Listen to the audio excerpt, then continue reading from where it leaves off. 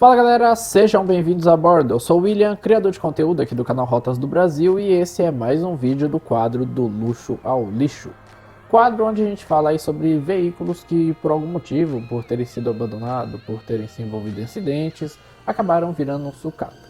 No vídeo de hoje a gente vai falar de um G6 que fez parte de uma empresa chamada Jabotur, uma empresa pequena que ficava no interior de São Paulo. Esse veículo acabou se envolvendo num acidente que teve grande repercussão na época.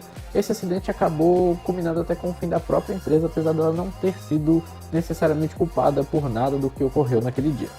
Bom, então sem muita enrolação, solta a vinheta do canal e na volta a gente vai conhecer a história aí do carro 2606 da Jabotur.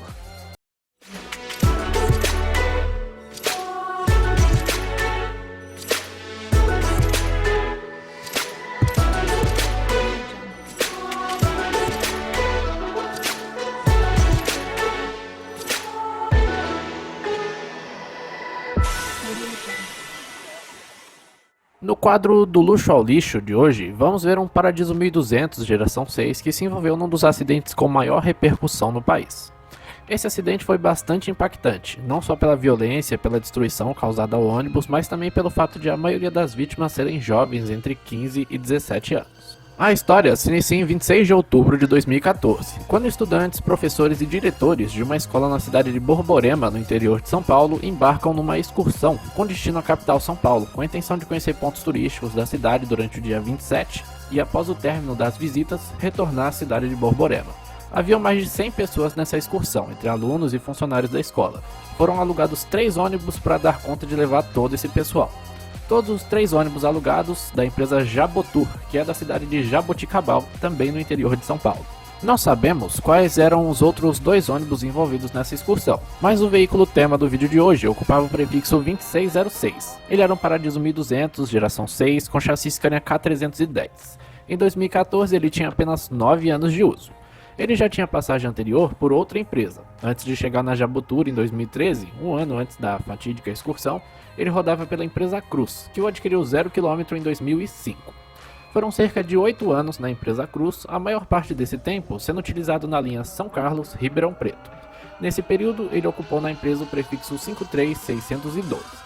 Após ser vendido para a Jabotur em 2013, ele era utilizado no turismo. No próprio ano de 2013, ele levou algumas pessoas para a Expo Flora, na cidade de Olambra, além de, lógico, fazer muitas e muitas viagens para a Aparecida, inclusive em 2014. Voltando para o dia 27 de julho de 2014, naquele dia, após tudo ocorrer como planejado durante a visita à capital São Paulo, estudantes, professores e outros funcionários da escola embarcam de volta para a cidade de Borborema. Durante o trajeto, os 3 ônibus que retornavam em comboio acabam se separando, e o 53612 fica alguns minutos para trás. No trajeto de volta havia uma pequena situação de anormalidade a ser enfrentada. A rodovia Deputado Leônidas Pacheco Ferreira, ou simplesmente SP-304, estava em obras de recapeamento.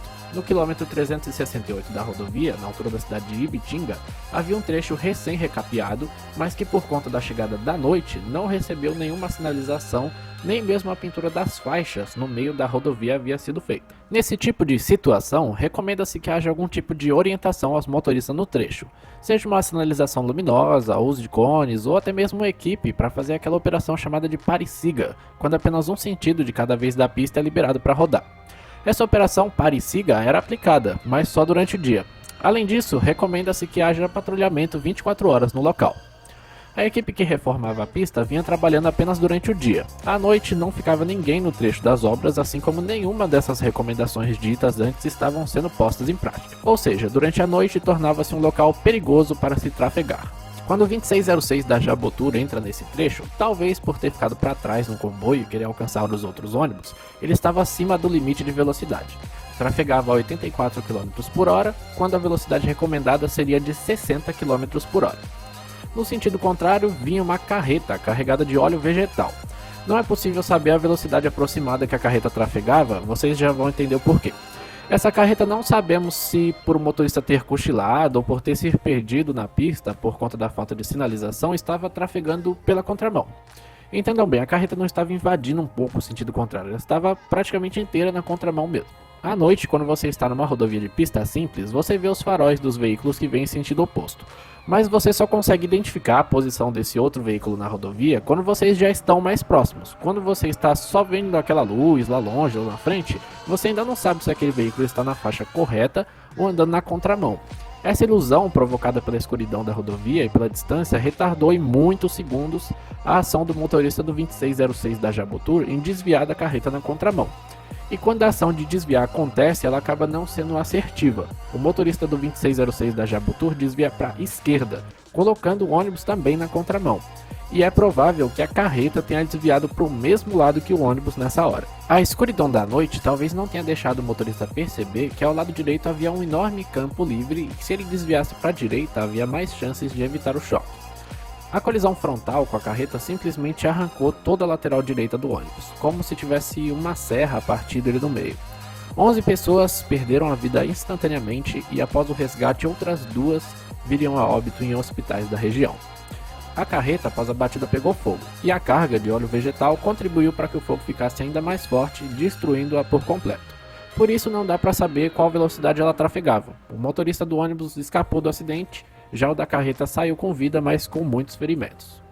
O resultado da perícia colocou a maior parcela de culpa no DR e na empreiteira que realizava as obras na pista, e parcelas menores de culpa no motorista da carreta, por estar trafegando pela contramão, e uma última parcela ainda menor no motorista do ônibus por ter desviado para a esquerda e não para a direita, como seria o mais normal. As vítimas são até hoje lembradas em eventos religiosos na cidade e também na escola onde estudavam ou trabalhavam. Foi algo bastante marcante para a cidade que, por ser pequena, quase todo mundo acabou perdendo um parente ou alguém que conhecia.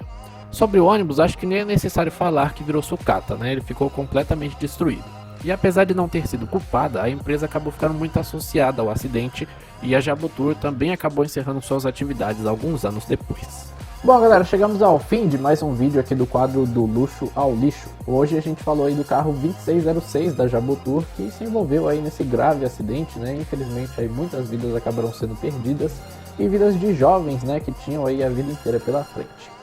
Bom galera, se você gosta desse tipo de quadro, de conhecer aí um pouco aí do destino desses veículos, do passado também, do histórico deles, deixa seu like, se inscreve no canal e ativa o sininho para você receber as notificações toda vez que sair um vídeo novo. E se possível, compartilhe esse vídeo aí nas suas redes sociais para outras pessoas saberem, né, a história desse acidente, o histórico desse carro, enfim. Eu vou ficando por aqui, semana que vem a gente está de volta com mais um vídeo do quadro do luxo ao lixo. Fui!